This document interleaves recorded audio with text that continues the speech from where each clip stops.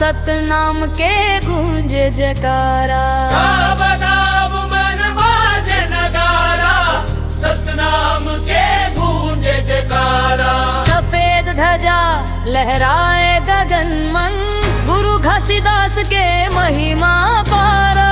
सफेद ध्वजा लहराए गगन मन, गुरु घासीदास के महिमा पारा।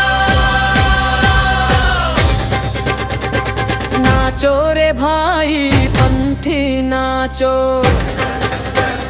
नाचो रे भाई पंथी नाचो। मांदर के थाप मम पाव मिला के, सतनाम सतनाम गूंजे गगन मम, गुरु घासीदास के जय बोलो।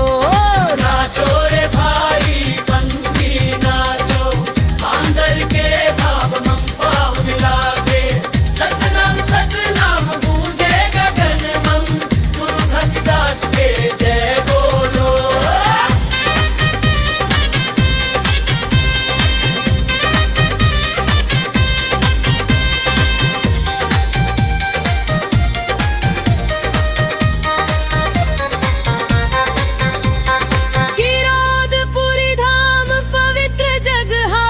जत खाम खड़े उजियारा, दूर दूर ले आवे भक्तन लेके सतनाम के नारा। गुरु के धरती धन्य बने है भक्ति के बरसे धार, दर्शन करके झूम उठई सब भरे मन मन उजियारा।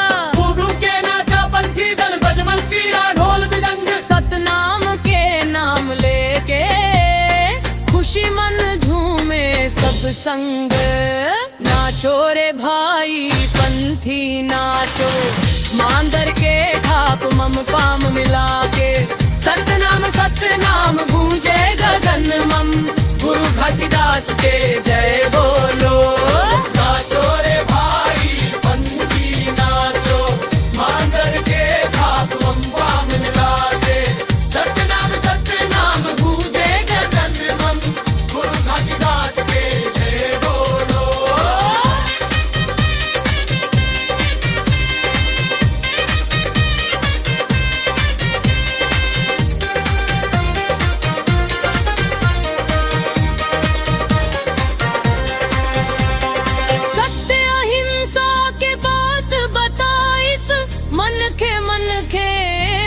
समाने गुरु घासीदास के रद्दामन चल के जगमम फैलावन सतनाम।